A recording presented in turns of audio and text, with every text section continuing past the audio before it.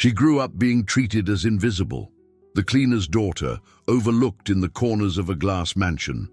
But when the billionaire's daughter began to crumble from the inside, surrounded by luxury and loneliness, it was that invisible girl who brought back the light. And what happened next changed not only a family but the conscience of a man who thought money bought everything except humanity. Let us know in the comments where you're watching from. And if you enjoy stories that touch the heart and make you reflect, subscribe to the channel. Every day we bring you narratives that move and transform. The mansion rose like a translucent fortress in the Hollywood Hills, where concrete met the sky and glass walls reflected not just the landscape, but the calculated coldness of its inhabitants. Augustus Salgado, a respected and feared magnate in the business world, had built that empire with his own hands, hands that knew how to sign multi-million-dollar contracts, but had never tenderly held the daughter growing up under the same roof. Helena was 10 years old and lived like a princess, locked in a tower without a dragon. Her routine was as punctual as a Swiss watch. Private lessons in math, English, music, and etiquette.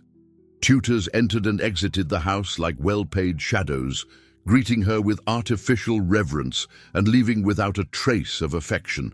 She had everything: imported tablets, designer clothes, an entire library to herself, but lacked the essential: someone who would look her in the eyes and truly see her.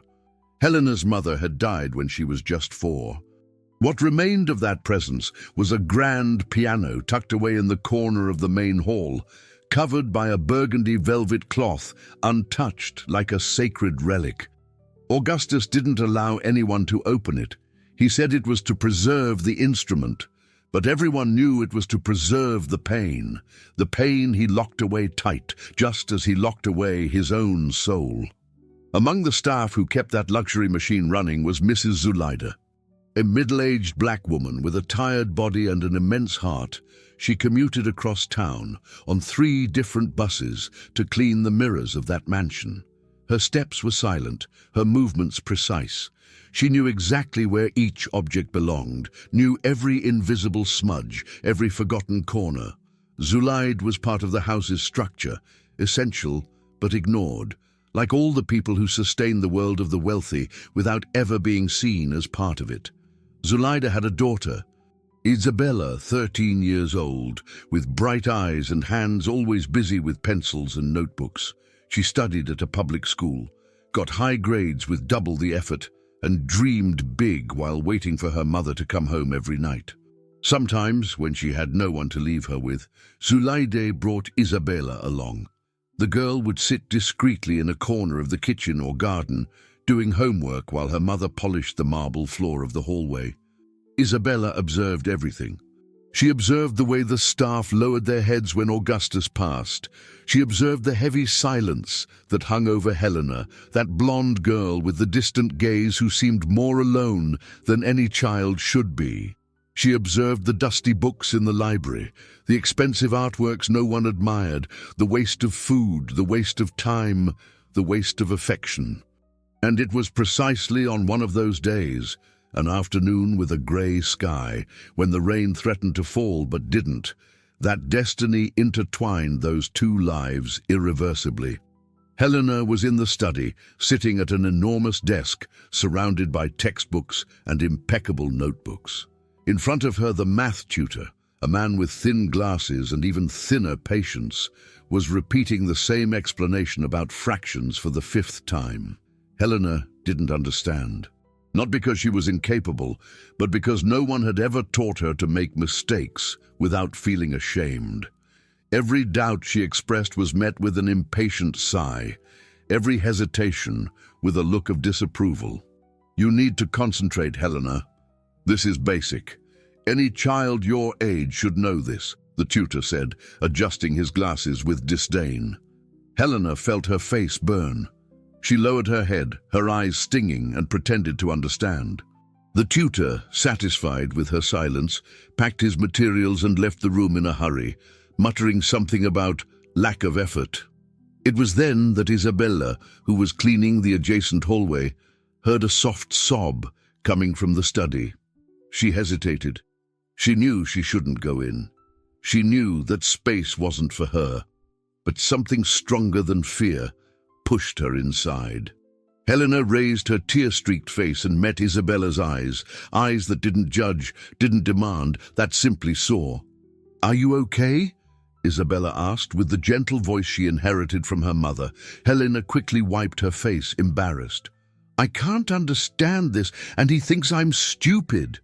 Isabella walked over to the desk, looked at the numbers in the notebook, and smiled. "You're not stupid, it's just that no one's explaining it the right way." And there, in that silent room, with the rain finally starting to fall outside, Isabella picked up a pencil and began to draw. She turned fractions into slices of pizza, divisions into sharing toys, multiplications into adventure stories.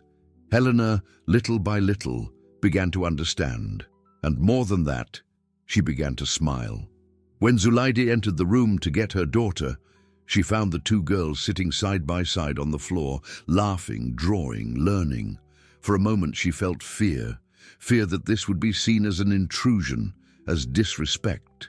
But before she could speak, Helena looked up and said something Zulaide would never forget. "Mrs. Zulaide, your daughter is the best teacher I've ever had." That night, when Augustus Salgado arrived home and saw his daughter still awake, animated, talking about how she finally understood math, he paid little attention. He just nodded distractedly and went up to his office. But something had changed, and that change, small as a seed, was about to crack the concrete. The following days brought a subtle but profound transformation. Helena, who used to spend her afternoons locked in her room with headphones on, began asking the housekeeper if Mrs. Zulaide's daughter would be at the mansion. At first, the question caused bewilderment. After all, why would the rich girl be interested in the presence of someone so common? But Helena insisted. With the delicacy of someone who had never had to ask for anything and the determination of someone who had finally found something worth having, she asked for Isabella to come more often. Not as a favor, but as a necessity. The housekeeper, Mrs. Marta, a grey-haired woman with unwavering loyalty to the Salgado family, brought the request to Zulaide with a degree of suspicion. "The girl wants her daughter to come study with her. She says she learns better that way," Marta explained, almost apologetically. Zulaide's heart ached. She knew the world she worked in well. She knew that kindness and interest could be fleeting, the whims of wealthy people who quickly grew bored with new things. But she looked at Isabella, who was anxiously awaiting her answer, and couldn't bring herself to say no. "You can go, honey, but behave yourself. And remember, you're there to help, not to get in the way." Isabella nodded, but inside she felt something different. It wasn't slavish gratitude. It was the strange, powerful sensation of being seen, of being called not to carry, clean, or obey, but to teach. In the days that followed, the two girls established their own routine. While Helena's private tutors went through their schedules with professional indifference, Isabella became the bridge between academic knowledge and real understanding. She didn't just explain, she translated. She transformed formulas into narratives, historical dates into vivid stories, abstract concepts into images that made sense. Helena discovered that learning could be fun. More than that, she discovered she could make mistakes without being humiliated, ask questions without being ignored, think slowly without being judged. Isabella, in turn, discovered the joy of teaching and the strength in sharing knowledge like sharing bread. They studied in the library, in the garden, sometimes even on the cool tiles of the main hall, surrounded by colorful chalk and scribbled papers. Isabella brought old notebooks and worn pencils from home. Helena offered the expensive, bound books she had never truly read with enthusiasm. Together, they built a kind of republic of knowledge, a territory where social class, skin color, and last name didn't determine who had the right to speak. But it wasn't all harmony. Mrs. Marta observed their friendship with reservations. not out of malice, but out of fear. Fear that Augusto would see it as disrespect, as an intrusion. Fear that Zuleide would be fired for not knowing how to put her daughter in her place. And deep down, fear that this friendship, so genuine, so improbable, would be destroyed by the cruelty of the real world. Meanwhile, Augusto Salgado remained oblivious. He came home late, left early, immersed in spreadsheets, meetings, and achievements that fed his ego but emptied his soul. He noticed his daughter seemed lighter, but he didn't wonder why. After all, for him, all that mattered was that Helena was doing well, as long as well meant being well-behaved, well-mannered, and prepared to inherit his empire. Until one morning, everything changed. Augusto woke up earlier than usual.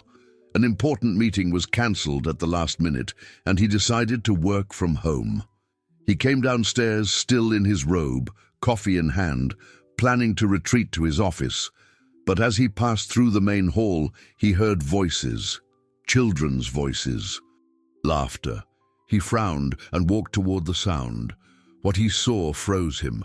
Helena was sitting on the Italian marble floor, the very floor that had cost a fortune, cross-legged, surrounded by scraps of paper, crayons, and open notebooks.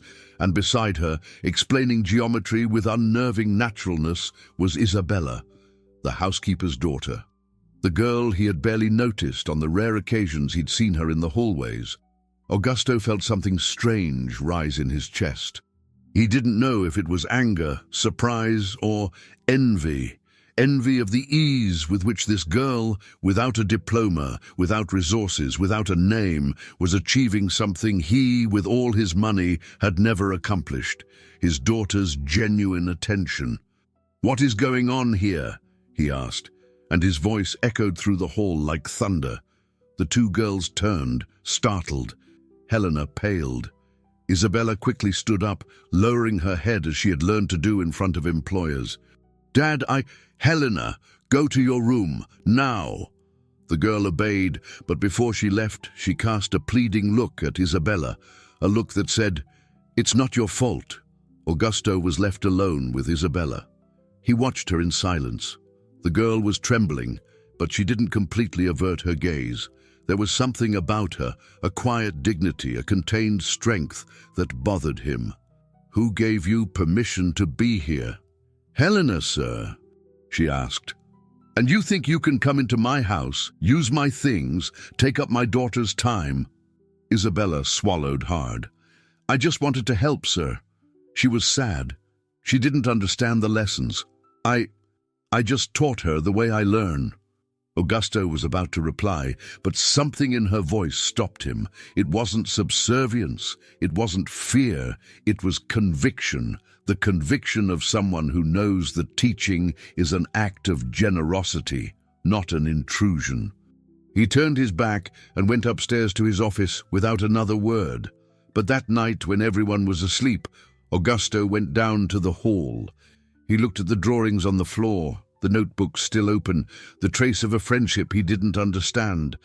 And for the first time in years, he felt something he no longer knew how to name: shame. The following days were as tense as a violin string about to snap. Helena was forbidden to study with Isabella. Augusto didn't explain why. He simply said it wasn't appropriate and that she had qualified tutors for that. The girl obeyed in silence, but something in her dimmed. She retreated to her room again, responding with monosyllables, staring out the window like someone waiting for a train that would never arrive. Isabella, in turn, stopped going to the mansion. Zuleide feared her daughter had caused trouble and apologized to Mrs. Marta, her voice choked with emotion. Marta, however, merely shook her head sadly. "The problem wasn't your daughter, Zuleide. The problem is, she did what no one here could. She brought life into this house." Augusto plunged into work with even more ferocity. He closed deals, conquered markets, accumulated zeros in his bank account. But at night, when he returned home, he found only silence. And this time, the silence bothered him. He tried to talk to Helena, but his daughter responded with cold, automatic politeness. He asked how her classes were, and she said they were fine. He offered expensive gifts, and she thanked him without emotion. It was Mrs. Marta who finally had the courage to confront him. One evening, while serving dinner, she placed the plate on the table with more force than usual. Augusto looked up, surprised. "Is there a problem, Marta?" "With all due respect, sir, the problem isn't me, it's you." Augusto raised an eyebrow. In more than 15 years working in that house, Marta had never addressed him so directly. "Explain yourself. The girl is dying inside, sir, and you're not seeing it, or you don't want to see it. My daughter has everything she needs, the best tutors, the best schools, but she doesn't have what matters most," Marta interrupted, and her voice trembled, not with fear, but with contained indignation. "She has no one who truly sees her, no one who cares about how she feels, no one. Except that girl you kicked out." Augusto felt his face flush. "I didn't kick anyone out, I just set boundaries." "Boundaries?" Marta let out a bitter laugh. "You're scared, Mr. Augusto. Scared that someone without money, without a degree, without a name, might be a better father to your daughter than you are." The words landed like blows. Augusto fell silent, his fork suspended mid-air, unable to respond. Marta turned her back and left the room, leaving him alone with the stark truth. That night, Augusto couldn't sleep. He wandered through the empty mansion, through hallways lit by automatic lights, through immaculate rooms that looked more like magazine spreads than homes. He stopped before the covered piano. He ran his hand over the burgundy velvet, feeling the accumulated dust. He remembered his wife. He remembered how she used to play that piano, how Helena, still a baby, would fall asleep to the music. He remembered when he still knew how to be human. The next morning, Augusto made a decision.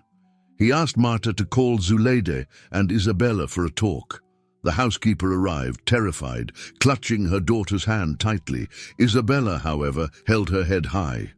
Augusto received them in the library. Not the study, not the dining room, but that space filled with books he'd bought to impress guests and never read. He gestured for them to sit. Zuleide hesitated, but Isabella pulled up a chair and sat down naturally. "Isabella," Augusto began, and for the first time he addressed her by name. "I need to ask you a question." The girl nodded. "What do you want to be when you grow up?" Isabella didn't hesitate. "A teacher. I want to teach what no one bothers to explain." Augusto felt something stir within him. "Why?" "Because I know what it's like not to understand and be treated like you're stupid. I know what it's like to be ashamed to ask, and I know there are a lot of people like that, people who just need someone to explain with patience, with love." Silence. Augusto stood up, walked to the window, and looked out at the garden where Helena used to play alone. "And finally," he said, "I was unfair to you and to my daughter." Zuleida's eyes widened. Isabella just waited. "I thought I was protecting Helena, but in reality I was trapping her. In a gilded cage, but a cage nonetheless." He turned and looked at Isabella. "You did in one afternoon what I couldn't do in 10 years. You made my daughter smile. You made her want to learn. You made her feel seen." Then Augusto walked to the desk, opened a drawer, and took out an envelope. But it wasn't money. It was a letter. "I can't get back the time I wasted, but I can do something different now." He handed the envelope to Isabella. "It's a scholarship, full tuition, to the same school Helena will be attending next semester. You'll study together, as equals."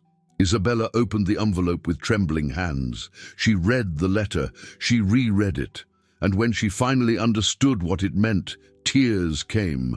Tears of shock, of gratitude, of fear, of hope. Zuleide covered her face with her hands and sobbed. Augusto knelt before Isabella, a billionaire on his knees before the daughter of his housekeeper, and said, "You taught me that knowledge has no social class, and that dignity can't be bought. Thank you." And for the first time in a long time, in that glass mansion, someone cried, not from sadness, but from relief. The news spread like wildfire. It wasn't long before the social circles of New York, the same ones Augusto frequented with calculated boredom, began to comment. "Did you hear? Salgado gave a scholarship to the maid's daughter. How outrageous!" "It's marketing for sure. Nobody does that from the heart. Poor Helena, she'll have to hang out with that type of person." The financial newspapers, always attuned to the magnate's moves, published discreet notes. Some praised the social initiative. Others, with thinly veiled irony, questioned the eccentricity of the gesture. On social media, the topic divided opinions. There were those who applauded the courage. There were those who saw hypocrisy. And there were, of course, those who simply couldn't accept that a poor girl could occupy the same space as their children. Augusto faced sideways glances at business meetings. A partner during a dinner made a tasteless joke. "So, Augusto, are you going to give scholarships to everyone who cleans your house now?" He didn't respond. He simply stood up and left, leaving the partner talking to himself. He lost some contracts. He gained some enemies. But for the first time, he slept peacefully. Helena, for her part, was radiant. Finally, she would have a real friend by her side at school. Someone to share not just classes, but fears, laughter, secrets. She spent days helping Isabella choose the uniform, the notebooks, the supplies. She wanted everything to be perfect. She wanted Isabella to feel like she belonged in that world, not as an intruder, but as someone rightfully there. Zuleida, however, lived between joy and terror. Joy at seeing her daughter achieve something she herself had never dreamed of. Terror that the dream was too fragile, that one wrong word, one crooked glance, one stumble could destroy everything. She tripled her care at work. She arrived earlier, stayed later, cleaned every corner of the mansion as if she were paying an invisible debt. It was Isabella who confronted her. "Mom, stop humiliating yourself." Zuleida looked at her, startled. "What do you mean, child? You're working like a slave. You're afraid they'll change their minds. But the scholarship isn't a favor, Mom. It's recognition. I deserve to be there. We deserve it." Zuleida held her daughter's face in her hands. "You're right, my love. But the world doesn't know that yet, and I'm afraid of what they'll do when they find out." And Zuleida had reason to be afraid, because when the first day of school arrived, the reception was anything but warm. Isabella entered the school hand in hand with Helena. They both wore the same uniform, carried the same backpacks, had the same determination in their eyes. But as soon as they crossed the gate, the whispers began. Elegant mothers pointed discreetly. Dads in suits furrowed their brows. Students looked with curiosity or disdain. "That's the girl I heard about. The scholarship kid. They say her mother is Augusto Salgado's housekeeper. What an awkward situation. Imagine Helena having to walk with that." Helena heard. Isabella did too, but neither of them lowered their heads. In the first few days, Isabella was tested in every way. Teachers, some without realizing it and others very consciously, asked difficult questions as if searching for the moment she would fail. The other kids at school iced her out, snickering when she fumbled her English, pretending not to see her in the hallways. There was one particularly brutal moment. During lunch break, a group of wealthy girls cornered Isabella. The ringleader, with platinum blonde hair and a cruel smirk, asked loudly, "Is it true your mom cleans for the Henderson family? Like, cleans their toilets and stuff?" Isabella felt her face burn. Helena was just a few yards away. Before Isabella could answer, Helena stepped forward. "Yeah, it's true. And you know what else is true? That your mom works harder in one day than you'll work in your entire life. And that Isabella is smarter than you'll ever be, even if your dad paid for all the expensive tutors in the world." The silence was deafening. The blonde girl turned crimson with rage and embarrassment. The others drifted away, muttering. And Isabella, for the first time, felt no shame. She felt pride. But the real test came weeks later during a parent-teacher conference. Augusto showed up, a rare occurrence. He sat next to Zuleide, not behind her, not in front, but beside her. The gesture didn't go unnoticed. Other parents whispered. One mother, visibly annoyed, commented loud enough for everyone to hear, "I don't know whether to find this sweet or ridiculous. I mean, it's nice to help the less fortunate, but this is an elite school, not a soup kitchen." Augusto turned to her with deadly calm. "The difference between you and Mrs. Zulaid, ma'am, is that she taught her daughter to have character. You clearly did not." The woman paled. Augusto stood up, took Zulaida's arm, and they walked out of the conference. Outside, Zulaida was trembling. "Mr. Augusto, you didn't have to do that. Now she's going to badmouth you. She'll..." "Let her talk, Zulaida. Let the whole world talk. The truth is, I learned more from your daughter in one afternoon than I did from years of business school." And that night, on his way home, Augusto did something he hadn't done in years. He took the velvet cloth off the grand piano, opened the lid, and played. Out of tune, hesitant, but he played. Helena rushed down the stairs, her eyes wide. "Dad?" He smiled. "Your mom played better, but I think she'd like to know we're trying again." And Isabella, sitting in the kitchen with Zulaida, heard the music echoing through the mansion, and she knew something, finally, had truly changed. 6 months passed. 6 months of quiet battles, of small but significant victories, of friendships built brick by brick. Isabella hadn't just survived the elite school, she had blossomed.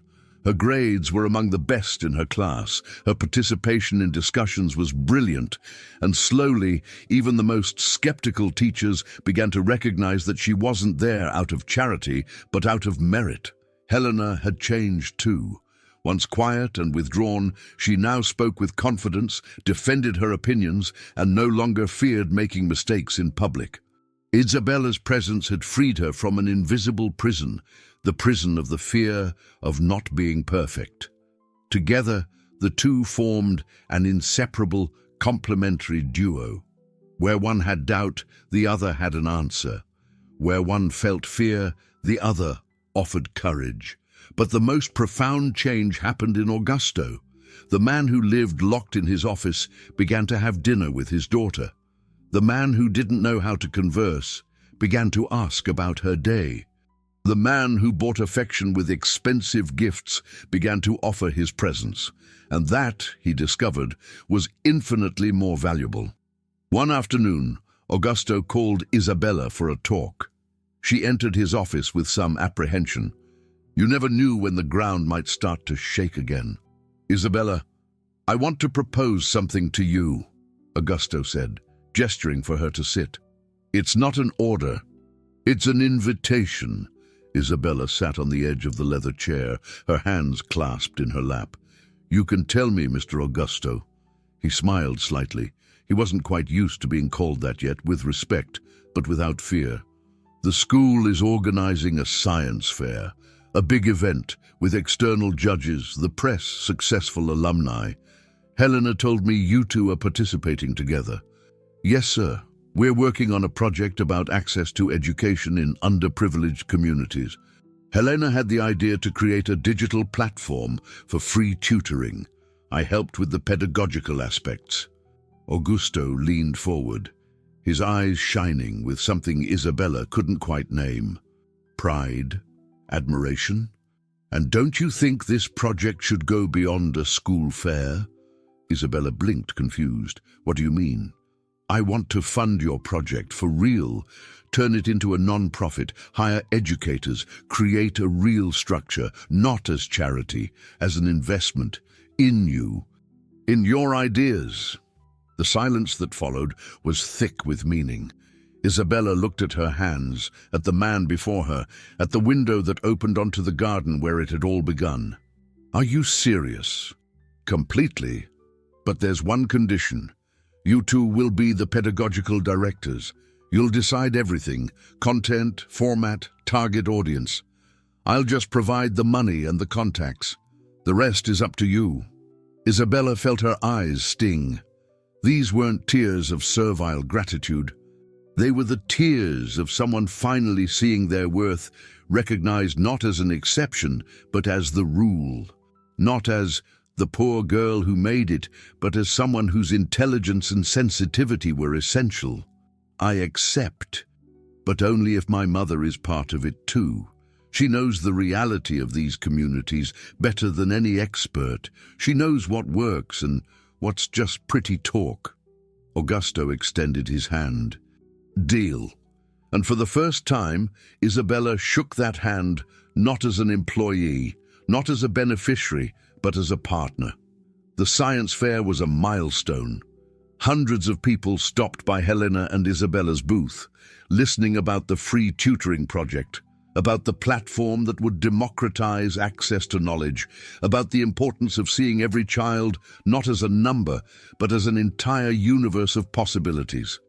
Some applauded them enthusiastically. Some turned away with disdain. But mostly, there were those who approached afterward, their eyes shining and said, "I was a scholarship student too. I was invisible too. And seeing you here gives me hope." The project won an honorable mention. It didn't win first place. That went to a sophisticated nanotechnology experiment funded by a private lab. But it won something bigger: hearts and minds. Weeks later, the non-profit was officially founded. It was called Bridges, because, as Isabella explained at the launch ceremony, knowledge isn't a wall, it's a bridge, and we're here to build passages, not barriers. Zulaide was named Community Outreach Coordinator. She, who had spent her life cleaning up other people's messes, was now cleaning up injustices in the educational system. She visited public schools, talked to exhausted teachers, listened to kids who no longer believed in themselves. And one by one, with patience and firmness, she showed them it was possible. Not easy, but possible. Helena discovered a calling she never knew existed: project management. She organized spreadsheets, schedules, partnerships.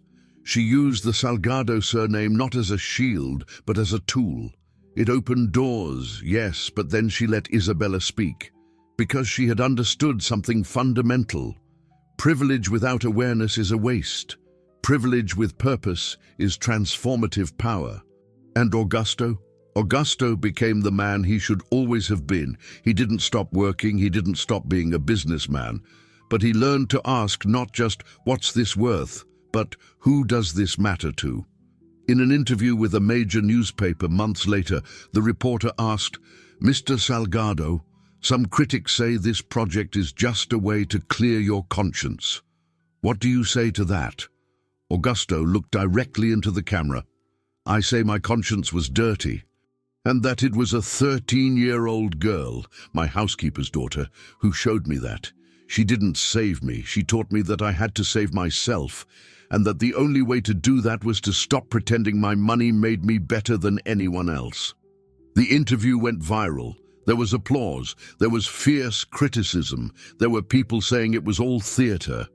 But there were, above all, thousands of children who, upon watching it, thought for the first time, "If she could do it, maybe I can too." And that's how Isabella, the invisible girl, became impossible to ignore, not because she shouted, but because she taught. 3 years later, the glass mansion was still there in the hills above São Paulo, but it wasn't the same. The walls remained transparent, but now they reflected not just the landscape, but purpose. The geometric garden had been partially transformed into a community garden, where children from the Bridges NGO came on Saturdays to learn about sustainability, science, and cooperation. The main hall, once a scene of solitude, had become a meeting room, a gathering spot, a space for creation. Helena was 13 now. She continued to study at the elite school, but spent half her time in the underserved neighborhoods, applying what she learned. She discovered she could be a bridge, just like Isabella, not because she had the answers, but because she had the resources and the willingness to listen. She had become an expert at securing donations, negotiating partnerships, translating entrepreneurial language into social purpose. Isabella, at 16, was already recognized nationally. She had given lectures at universities, participated in panels on education, been interviewed by major media outlets. But what made her most proud weren't the headlines. It was the WhatsApp group with 43 former NGO students who were now in college. It was the 9-year-old girl who had written to her, "I want to be a teacher like you." It was the certainty that every life touched was a seed planted. Zulayda no longer cleaned the mansion. Well, she still cleaned sometimes, out of habit, out of affection, because some things are in your blood.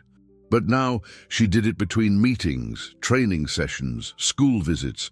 Her name was in academic articles, in papers on contextualized teaching methodology. University professors consulted her, and she, with the humility of someone who never forgets where she came from, always said, "I didn't invent anything, I just lived, and I learned that those who live have a lot to teach." Augusto had aged, not in years, but in wisdom. His face had wrinkles that weren't there before, wrinkles from someone who had laughed, cried, regretted, and started over. He was still a billionaire, still a businessman, but now his most important meetings weren't in the office. They were in the kitchen, with Helena and Isabella planning the NGO's next move. They were in the garage, helping Zulayda load materials. They were on the living room floor, drawing impossible projects with colored chalk that one by one became real. One evening, at a dinner in the mansion, a simple dinner with pasta made by Zulayda and salad picked from the garden, Helena asked a question. "Dad, do you have any regrets?" Augusto chewed slowly, thoughtfully. "About taking so long to wake up? Yes. But about waking up? Never." Isabella, sitting at the head of the table, because now there was no head, only circles, smiled. "You know what's funny? When this all started, I thought I was here to teach math. But in the end, we taught something else." "What?" Helena asked. "That no one is invisible. We just pretend to be, because it's easier to ignore than to see, and that when we stop pretending, the world changes." Zulayda discreetly wiped her eyes. Augusto nodded in silence. Helena raised her glass of juice. A toast to those who taught, to those who learned, and to those who are yet to learn. The glasses touched. The sound echoed through the glass mansion, passed through the transparent walls, spread through the garden, climbed the hills, reached the city below, that immense, unequal, wounded but still alive city, still capable of change. Because in the end, the lesson was simple. It doesn't matter where you're born, it doesn't matter what clothes you wear, what surname you carry, how much money you have in the bank. What matters is whether you're willing to see the other, to listen, to learn, to teach, to build bridges instead of walls. And sometimes, just sometimes, all it takes is a girl, a housekeeper's daughter with watchful eyes and a huge heart, to remind the world that the greatest revolution isn't loud. It's silent, patient, and it starts on the ground, where everyone can reach. And you who have watched this far, what did you think of this story? Did it make you reflect on something? On the people you see every day but don't truly see? On the voices you hear but don't listen to? Leave in the comments what this narrative awakened in you, and if you believe that stories can transform, subscribe to the channel, because every day we bring you stories that touch, move, and above all, make you think. Thank you for reaching this point. See you in the next story.